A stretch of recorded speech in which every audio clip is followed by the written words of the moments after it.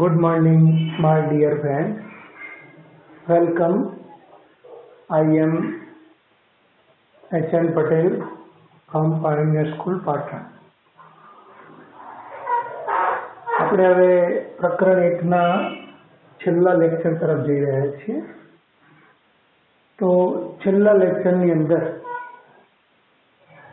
એક તો પહેલા ધોરણ 11માં આપણે શીખેલા છીએ, એનો પણ અહીંયા ઘણો બધો ઉપયોગ થશે, તો એની પહેલા વાત કરી દઈએ છીએ. સદિશ રાશિ બળ એ સદિશ રાશિ છે અને એનું પરિણામી મૂલ્ય શોધવું હોય તો f' ઇઝ ઇક્વલ ટુ વર્ગમૂળમાં f1 square f2 square 2f1 f2 cos theta. બે બળો f1 અને f2 છે, એમની વચ્ચેનો ખૂણો થીટા છે, તો લાગતું પરિણામી બળનું સૂત્ર છે. પરંતુ જો f1 અને f2 સરખા હોય અને એનું એક નવું નામ f ધારું છું, તો પરિણામી બળ f' ઇઝ ઇક્વલ ટુ શું કહેવાય? 2f cos theta by 2. 2f cos theta by 2. જો f શું છે? સમાન મૂલ્ય, અને થીટા f1 f2 એના મૂલ્યો સમાન છે, એમની વચ્ચેનો ખૂણો છે. તો મિત્રો ખાસ સીધું પણ હવે ઘણી વાર આપણે કામમાં આવશે.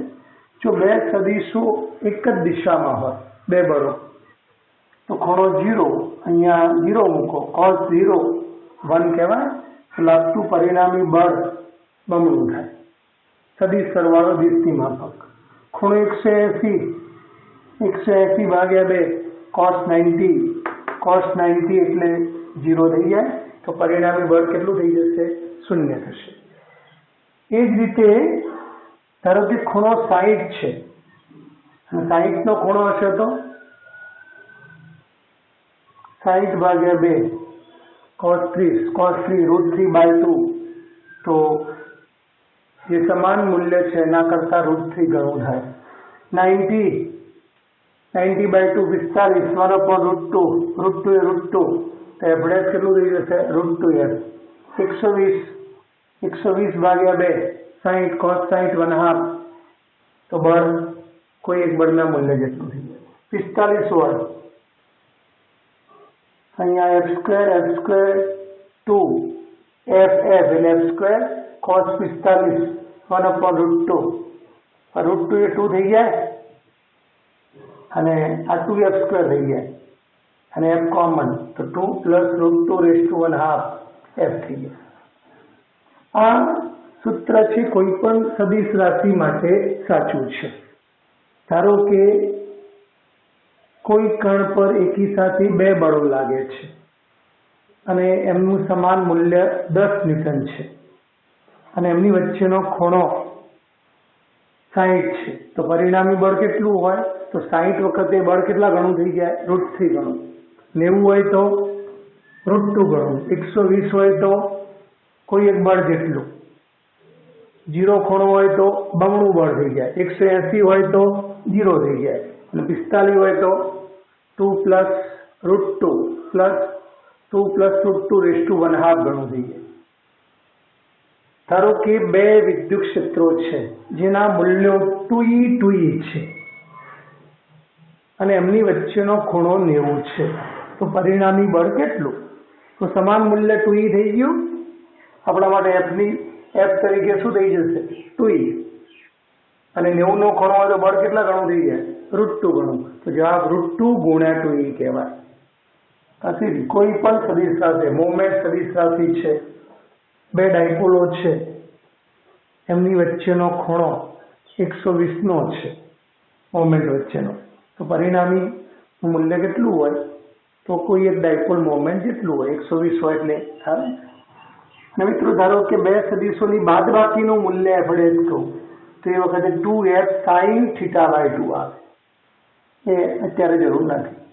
બીજું આપણે સાબિત કર્યું છે, બે વીજભારો Q1 અને Q2 એકબીજાથી r અંતરે સમગ્ર વિસ્તારમાં કે ડાઇલેક્ટ્રિક અચળાંક વાળું માધ્યમ, મતલબ અવાહક માધ્યમ, ડાઇલેક્ટ્રિક માધ્યમ મતલબ અવાહક માધ્યમ, ઇલેક્ટ્રોન હોતા નથી એટલે અવાહક માધ્યમ કહેવાય. તો માધ્યમમાં લાગતું બળ એ શૂન્યાવકાશમાં લાગતા બળ કરતા કેમાં ભાગનું થાય. પણ સમગ્ર વિસ્તારમાં ભરવું પડે. પણ એને બદલે Q1 અને Q2 વીજભારો છે, એમની વચ્ચેનું અંતર R છે અને એમની વચ્ચે T જાડાઈનો માધ્યમ ભર્યું છે, અવાહક માધ્યમ, ડાઇલેક્ટ્રિક માધ્યમ, જેનો ડાઇલેક્ટ્રિક અચળાંક K છે.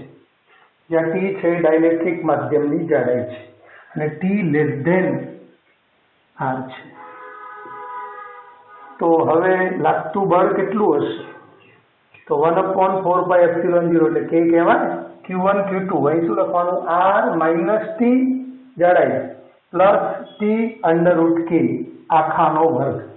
તો ધ્યાન રાખજો, આવી સ્થિતિમાં બળ એફનું સૂત્ર શું હોય? 1/4π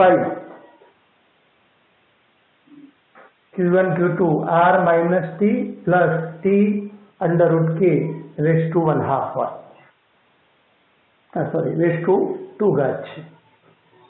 મિત્રો અહીંયા જોઈ શકો છો, આ આપણે મેળવ્યું છે. ધારો કે સમગ્ર વિસ્તારમાં છે તો જાડાઈ T તરીકે R લેવાય. તો R માઇનસ R 0, અહીંયા R આવે √K એનો વર્ગ, √K નો વર્ગ K થઈ જાય અને R² થઈ જાય. તો 1/4πε0 Q1 Q2 K R² એટલે K માં ભાગનું થઈ ગયું. ધારો કે અડધી જાડાઈ હોય તો જેટલું અંતર છે એના કરતા અડધી જાડાઈ T R/2 હોય તો T ની જગ્યાએ શું મૂકી દો? R/2 મૂકી દેવાનું. તો જવાબ બદલાઈ જાય. તો એક મહત્વનું સૂત્ર F' બરાબર 1/4πε0 Q1 Q2 છેદમાં R minus T plus T √K અને આખાનો વર્ગ છે. તો થોડા વિસ્તારમાં ભર્યો હોય ત્યારે, આખા વિસ્તારમાં ભરો તો કેમાં ભાગવું? તે એક અગત્યની બાબત છે. બીજું, સામાન્ય રીતે અવાહક માધ્યમ છે એનું K નું મૂલ્ય સાપેક્ષ પરમિટિવિટી, માધ્યમનું ડાઇલેક્ટ્રિક અચળાંક 1 કરતા વધારે હોય. શૂન્યાવકાશ હોય તો ડાઇલેક્ટ્રિક અચળાંક એટલે માધ્યમની પરમિટિવિટી ભાગ્યા શૂન્યાવકાશની. તો ઉપર એ શૂન્યાવકાશની ભાગ્યા શૂન્યાવકાશની, મતલબ 1 હોય. અને ધાતુ પદાર્થ હોય, એલ્યુમિનિયમ છે, કોપર છે, પ્લેટિનમ, આવી ધાતુ પદાર્થ હોય તો એનો K ઇન્ફિનિટી હોય. તો અવાહક માધ્યમો બ્રાસ છે, લાકડું છે, કાચ છે, આવા અવાહક માધ્યમ હોય તો એનો K 1 કરતા વધારે હોય. એનો મતલબ માધ્યમમાં બળ શૂન્યાવકાશ કરતા ઘટે છે. કદાપી K ની વેલ્યુ 1 થી નાની હોઈ શકે નહીં. K બરાબર 0.5 આવું હોઈ શકે નહીં. શૂન્યાવકાશ માટે K 1 છે અને ધાતુ પદાર્થ હોય તો એના માટે K ઇન્ફિનિટી બનવાનું. એક આ અગત્યનું ધ્યાન રાખવાનું છે. બીજું ફ્લક્સને લગતી બાબત છે અને થોડી વ્યવહારિક બાબત છે કે 100 સેમી લંબાઈ વાળા તારને, 100 સેમી એટલે 1 મીટર લંબાઈ વાળા તારને વાળીને, ધારો કે નંબર 1 માં ચોરસ બનાવ્યો છે, લંબચોરસ 40/10 નો બનાવ્યો છે સેન્ટીમીટર, અને વર્તુળ બનાવી એનું સમતલ 2 × 10⁻² ન્યૂટન પ્રતિ કુલમના સમાન વિદ્યુત ક્ષેત્રને પહેલા કિસ્સામાં સમાંતર અને બીજા કિસ્સામાં લંબ રૂપે મૂકતા તેમાંથી પસાર થતું ફ્લક્સ કેટલું? તો આપણે પહેલો કિસ્સો વિચારીએ છીએ. જે સમતલ બનશે, ચોરસ કે લંબચોરસ કે વર્તુળાકાર સમતલ, એ જે છે એને વિદ્યુત ક્ષેત્રને સમાંતર છે. ચલો વિદ્યુત ક્ષેત્ર આ દિશામાં કલ્પો અને ચોરસ સમતલ પણ, આ હાથ એટલે ચોરસ સમતલ સમજો, એ એને સમાંતર છે. તો એનો ક્ષેત્રફળ સદિશ ક્યાં હશે? ઉપર કાં તો નીચે. તો આ ઉપર તરફ વિચારો અને આ વિદ્યુત ક્ષેત્રની દિશા, ખૂણો કેટલો થઈ જાય? 90 થઈ જાય. તો પહેલો કિસ્સો છે કે સમાન વિદ્યુત ક્ષેત્ર એ ચોરસ, લંબચોરસ કે વર્તુળ જે બનાવ્યું એના સમતલને સમાંતર છે. માટે વિદ્યુત ક્ષેત્ર અને એનો ક્ષેત્રફળ સદિશ S અથવા A લંબ થશે. માટે ફ્લક્સ ફાઈ બરાબર ઈ એ cos 90 અને cos 90 એટલે 0, તો ફ્લક્સ 0 હશે. તો ફાઈ એસ સ્ક્વેર કહેવાય, ફાઈ રેક્ટાંગ્યુલર લંબચોરસ, ફાઈ સર્કલ, આ બધા જવાબ 0 થાય. પણ બીજો કિસ્સો મહત્વ છે, લંબ રૂપે મુકતા તેમાંથી પસાર થતું ફ્લક્સ કેટલું. હવે મારો હાથ છે, આ વિદ્યુત ક્ષેત્ર રેખાઓ આ દિશામાં, અહીંની દિશા, મારો હાથ લંબ છે, તેનું ક્ષેત્રફળ સદિશ ક્યાં આવે? ક્ષેત્રની દિશામાં આવે. ક્ષેત્રની દિશામાં આવશે તો ઈ અને એ સમાંતર થવાના. તો બીજા કિસ્સામાં ઈ અને એ અથવા ઈ અને એ સમાંતર થાય. સમાંતર થાય તો થીટા 0, ફ્લક્સ બરાબર ઈ એ, અને અહીંયા ઈ પણ અચળ રહેતું હોય તો ફાઈ ચલે છે ઈ, તો ફાઈ બરાબર અહીંયા ઈ એ થશે. ચલો, ઈ તો ત્રણેય કિસ્સામાં આપેલું છે. પેલું ચોરસનો દાખલો વિચારો, પછી લંબચોરસ, વર્તુળ. અલગ અલગ દાખલા હોઈ શકે, પણ આપણે અહીંયા ભેગું બતાવ્યું છે. ચલો, ચોરસ માટે ફ્લક્સ ફાઈ શોધવું છે. ચલો, વિદ્યુત ક્ષેત્ર તો 2 × 10⁻²છે, પણ એ શોધવું પડશે. પણ તમે અહીંયા ચોરસ છે ક્યાંથી બનાવ્યો છે? 100 સેમી લંબાઈ વાળો તાર છે. તાર કેટલો લાંબો છે? 100 સેમી, અને એને વાળીને તમે ચોરસ બનાવ્યો છે. તો ચોરસની લંબાઈ મતલબ ચોરસની પરિમિતિ બરાબર તારની લંબાઈ કહેવાય. તો અહીંયા ચોરસ માટે ચોરસની પરિમિતિ 4L બરાબર 100 સેમી કહેવાય. માટે L બરાબર 25 સેમી, મતલબ 25 × 10⁻² મીટર કહેવાય. તો ચોરસની લંબાઈ આવી ગઈ. તો ચોરસનું ક્ષેત્રફળ બરાબર શું? L², 25 નો વર્ગ 625, 10⁻² નો 10⁻4, તો 625 × 10⁻4 મીટર² ક્ષેત્રફળ મળે. ઈ તો જાણીતું છે, cos θ1 છે.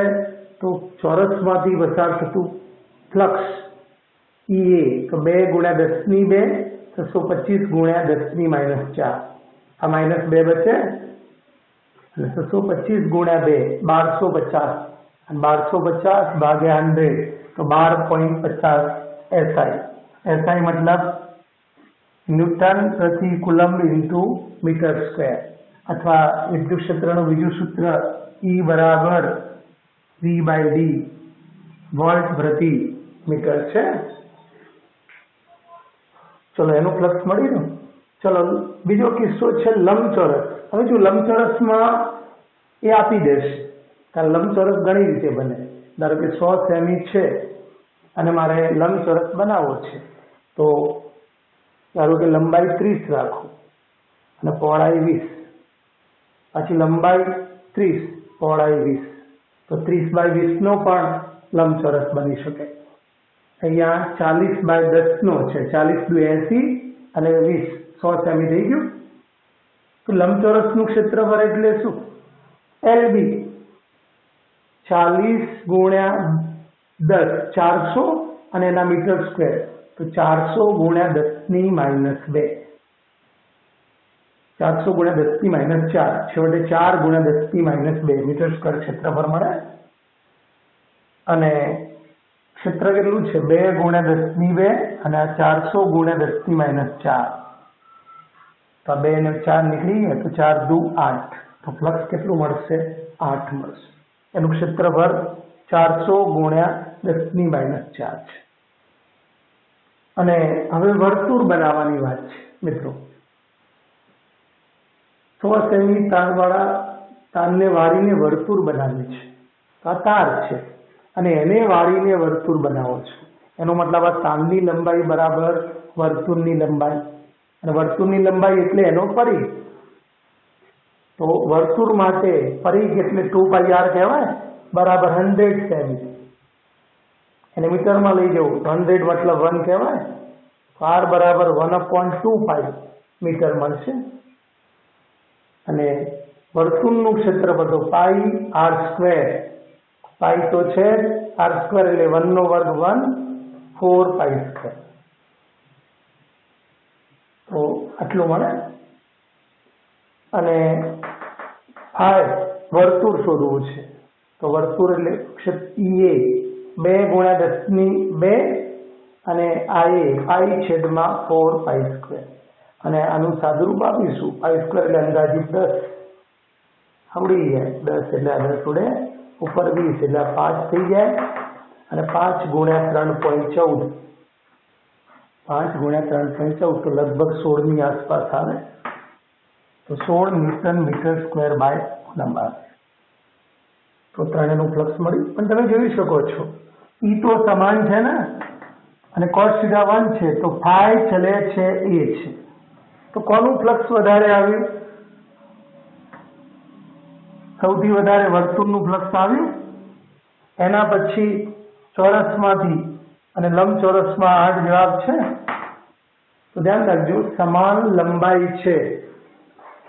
લંબાઈ છે એવા 3 તાર છે.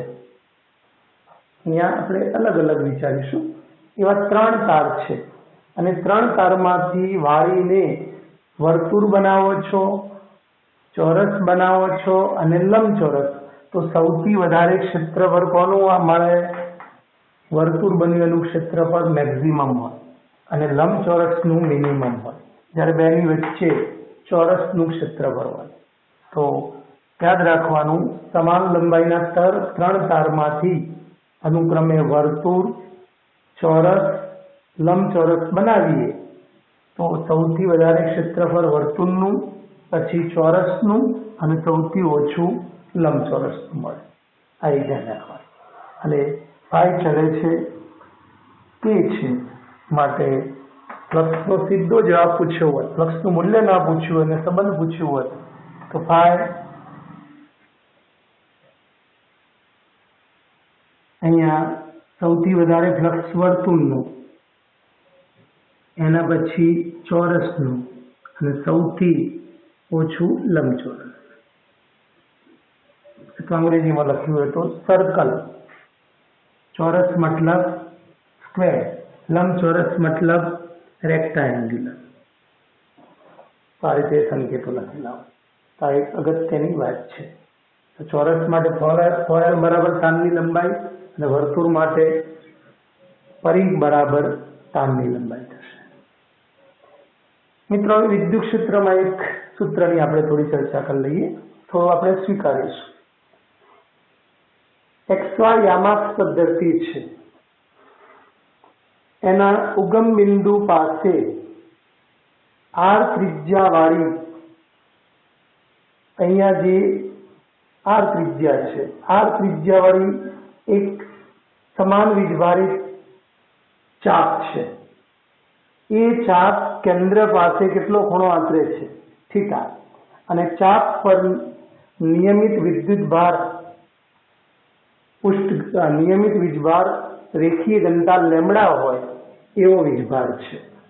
તો આ જે ચાપ છે એ ચાપને લીધે અહીંયા કેન્દ્ર O પાસેનું, યામાક્ષ પદ્ધતિના ઉગમ બિંદુ O પાસેનું ક્ષેત્ર કેટલું હશે? અને અહીંયા ચાપ આપણે પહેલા ચરણમાં દોરેલી છે. તો યામાક્ષ પદ્ધતિના ઉગમ બિંદુ પાસે R ત્રિજ્યાવાળી આ વીજભારિત ચાપ છે, કેટલો ખૂણો આંતરે છે? ચાપના છેડાઓને કેન્દ્ર સાથે જોડો તો θ ખૂણો આંતરે છે. તો આવી વીજભારિત ચાપ પરની નિયમિત રેખીય વિદ્યુતભાર ઘનતા લેમડા છે. તો આ ચાપને લીધે અહીં O પાસે, યામાક્ષ પદ્ધતિના ઉગમ બિંદુ પાસે ક્ષેત્ર કેટલું હશે? એટલે અહીં શું કરવું પડે? નાના નાના ખંડો લેવા પડે. એ નાના ખંડોના ક્ષેત્રો શોધવા પડે, નાના ક્ષેત્રો, અને એનો સદિશ સરવાળો છેવટે સંકલનમાં પરિણમે, x ઘટક અને y ઘટક. પણ અહીંયા આપણે ડાયરેક્ટ યાદ રાખીશું. ચલો, આ ચાપ છે એના કારણે કેન્દ્ર પાસેનું ક્ષેત્ર ઈ ચાપ, તો એ જે વિદ્યુત ક્ષેત્ર છે એનો x ઘટક સદિશ સ્વરૂપે પ્લસ વિદ્યુત ક્ષેત્રનો y ઘટક સદિશ સ્વરૂપ. પણ આ ડાયરેક્ટ યાદ રાખજો. x ઘટક કેટલો આવે? કે λ/r minus sine theta I caret. કારણ એ પહેલા ચરણમાં હશે તો વિદ્યુત ક્ષેત્ર ત્રીજા ચરણમાં હશે. આ એનો x ઘટક ઋણ x દિશામાં, y ઘટક પણ ઋણ y દિશામાં હશે, અને આ માઇનસ એના કારણે આવે. કે lambda upon R cos theta -1 આપણે જાણો છો કોસ થીટા એટલે ધારો કે કોસ 90 હોય તો 0 થવાનું, એટલે આ પણ માઇનસ આવે. અને કે લેમડા અપોન આર કોમન લઉં તો minus sine theta I caret plus cos theta -1 J caret એટલું ક્ષેત્ર મળે. તો આ ધ્યાન રાખજો. આર ત્રિજ્યાવાળી ચાપ કેન્દ્ર યામક પદ્ધતિના ઉગમ બિંદુ પાસે થીટા ખૂણો આશરે, લેમડા નિયમિત રેખીય વિદ્યુતભાર ઘનતા છે, ચાપની ત્રિજ્યા આર છે. તો આવી ચાપના કારણે કેન્દ્ર પાસે ક્ષેત્ર ઈ કેટલું હશે? તો ઈ સદિશ બરાબર કે લેમડા અપોન આર કૌંસમાં minus sine theta I caret plus cos theta -1 J caret. વિદ્યાર્થી મિત્રો આ સૂત્ર વારંવાર લખી દેવાનું તો આપણને યાદ રહી શકે. તો કે લેમડા અપોન આર કૌંસમાં minus sine theta I caret plus cos theta -1 J caret. તો આ ઈ ચાપ એ શબ્દથી આપણે યાદ રાખીશું. પણ હવે એની એપ્લિકેશન મહત્વની છે અને લગતા દાખલા પૂછાતા. તો સદિશ ઈ ચાપ બરાબર શું? કે લેમડા અપોન આર કૌંસમાં minus sine theta I caret plus cos theta -1 J caret. કે લેમડા અપોન આર અંદર ગુણી નાખો તો એક્સ ઘટક અને વાય ઘટક મળી રહે. તો એ રીતે આપણે હવે આ ધારો કે ચાપ આખી પહેલા ચરણમાં હોય એવી અહીંયા કલ્પના કરી છે. તો આ એક્સ અક્ષ, આ -x -y +y આખી ચાપ છે અને ચાપ પરનો વીજભાર ક્યુ છે. ચાપની ત્રિજ્યા આર છે. ચલો આ ચાપ છે, આ જે ચાપ હતી એને કેન્દ્ર પાસે કેટલો ખૂણો આંતર્યો હતો? થીટા. પણ અહીંયા ચાપના આ બે છેડાઓને કેન્દ્ર સાથે જોડી દો તો એ ખૂણો કેટલો આંતરે? 90 નો ખૂણો આંતરે, π/2 રેડિયન કહેવાય. તો અહીંયા આપણે થીટા કેટલા મળી રહ્યા? π/2 90°. અહીંયા કે છે, અહીંયા આર છે, અહીંયા પણ આર છે કે, પણ અહીં લેમડા નથી આપ્યું. નિયમિત રેખીય વિદ્યુતભાર ઘનતાને બદલે ચાપ પરનો વીજભાર આપ્યો છે. તો આપણે જાણીએ છીએ લેમડા બરાબર Q/L આવે.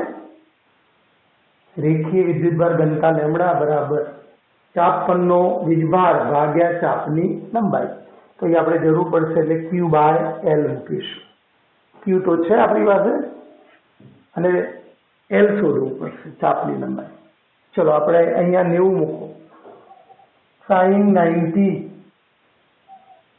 થશે તો માઇનસ આઈ આવે. કોસ 90 0 -1 તો માઇનસ જે થઈ જાય. કારણ વિદ્યુત ક્ષેત્ર કયા ચરણમાં આવશે? ત્રીજા. એક્સ આમે રૂમ, વાય આમે રૂમ. ચલો -i - j નું મૂલ્ય √2 થશે.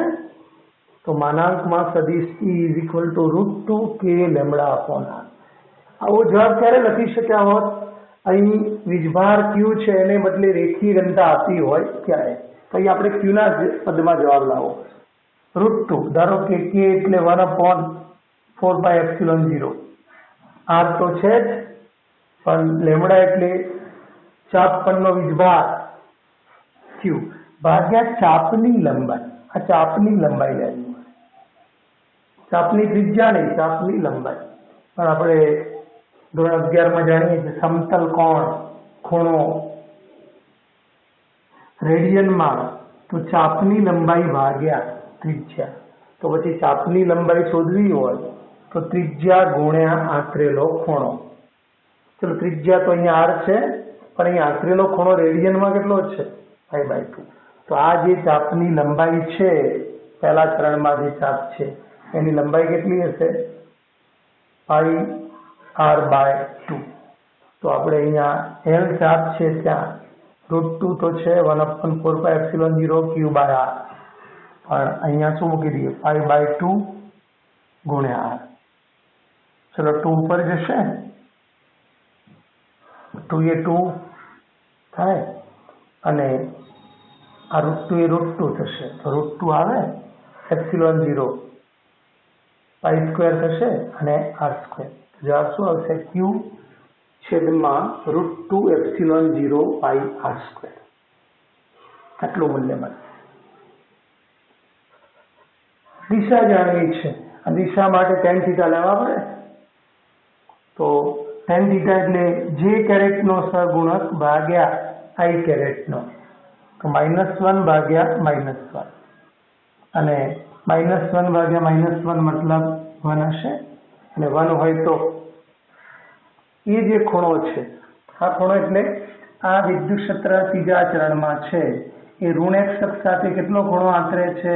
Theta dash. એટલે tan theta dash is equal to -1 ભાગ્યા -1 મળ્યું. અને tan થીટા 1 છે તો થીટા કેટલું હશે? 45. પણ એ 45 નો ખૂણો કોની સાથે આવશે? -x અક્ષ સાથે. પણ કયા ચરણમાં? ત્રીજા ચરણમાં. પણ ધન x સાથેનો ખૂણો પૂછે તો કેટલા ઉમેરાય? 180 પ્લસ થીટા ડેશ થાય અને 180 પ્લસ થીટા ડેશ 45 ઉમેરો તો થીટા ડબલ ડેશ નામ આપે. ધન x સાથેના ખૂણાને થીટા ડબલ ડેશ. તો 180 પ્લસ 45 મતલબ 225. અને કોની સાથેનો? ધન x અક્ષ સાથેનો. તારે તેની દિશા શું છે? ચલો મિત્રો, એક બીજી પણ આમાં ચર્ચા લઈ લઈએ છીએ. છેલ્લી વાત કરી. ધારો કે ચાપ આવી હોત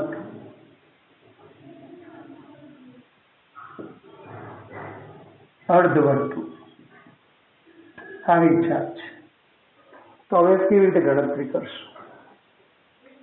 ચલો, આ અડધા ભાગનું ક્ષેત્ર છે એ આ દિશામાં આવશે અને આ અડધા ભાગનું ક્ષેત્ર આ બીજા ચરણમાં છે, એટલે ક્ષેત્ર ચોથા ચરણમાં.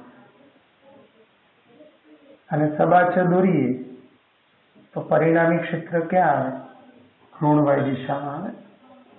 પણ આપણે એ રીતે નહીં ગણીએ, અહીંયા ડાયરેક્ટ ગણીએ છીએ. ચલો, ઈ ચાપનું સૂત્ર કે lambda upon r -sin θi plus cos θ -1 j caret.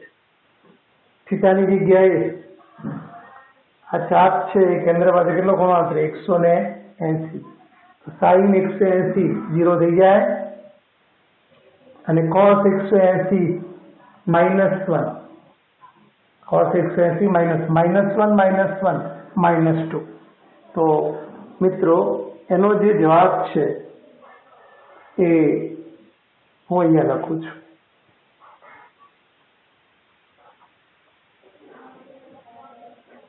તો ઈ શું થશે આ પરિસ્થિતિમાં? કે lambda upon r sin 180 0 cos 180 -1 j caret. sin 180 અને cos 180 તો આ જવાબ શું કહેવાય? -2 k lambda upon r j caret. જો દિશા પૂછે તો -j કેરેટની દિશામાં આવે. મૂલ્ય અહીંયા લેમડા આપી હોત તો ચલો, લેમડાને બદલે અહીંયા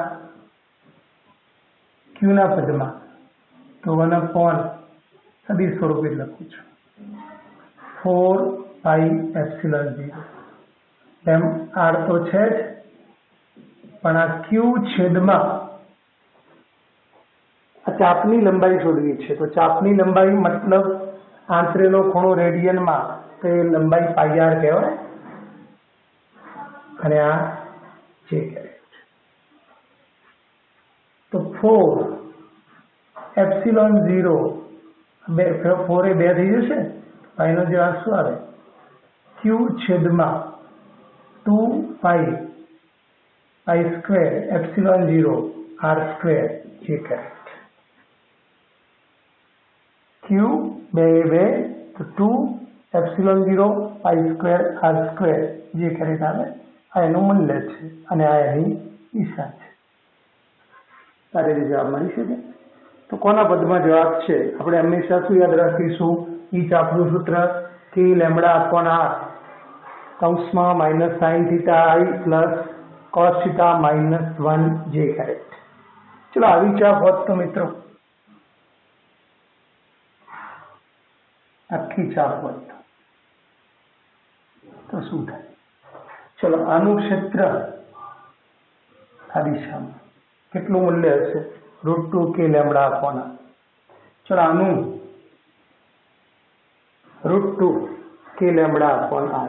બીજી રીતે પણ જોઈ શક્યા હોત અડધી ચાપનું. √2 k લેમ્બડા આપવાના, √2 k લેમ્બડા આપવાના. ખૂણો 90, ખૂણો કેટલો? 90. અને 90 નો ખૂણો હોય તો ક્ષેત્ર કેટલા ગણું થઈ જશે? જે છે એના કરતા √2. તો √2 k લેમ્બડા આપવાના અને એનું √2 ગણું તો √2 ગુણ્યા √2 2 આવે. એટલે જવાબ 2 k લેમ્બડા આપવાના આવી શકે. ચલો આ છે, આ ત્રીજી ચાપ છે. એનું ક્ષેત્ર પહેલા ચરણમાં જશે. એટલે આ બેની અસર શું થાય? સમાન મૂલ્યો વિરુદ્ધ દિશામાં. તો એનો જવાબ આટલી ચાપ હોય તો પણ જવાબ કેટલો આવે? જે ચોથા ભાગની ચાપ હતી ને એના જેટલો જ. મતલબ પહેલો જે જવાબ છે √2 k લેમ્બડા આપવાના, પણ એની દિશા ક્યાં હશે? તો ફરીથી tan થીટા શોધો તો આના જ વાત આવે, 45 નો ખૂણો. અને અહીંયા આખો ધન x સાથેનો ખૂણો શોધું તો 90 90 90 270 અને બીજા 45. તો અને અહીંયા ઋણ y સાથેનો ખૂણો કહું તો 45. હા, અને ધન x સાથેનો કહું તો -45. અથવા તો બીજી રીતે બોલવું હોય તો 270 + 45 315 નો ખૂણો કહેવાય. તો એ રીતે ખૂણો નથી. આખી ચાપ હોત તો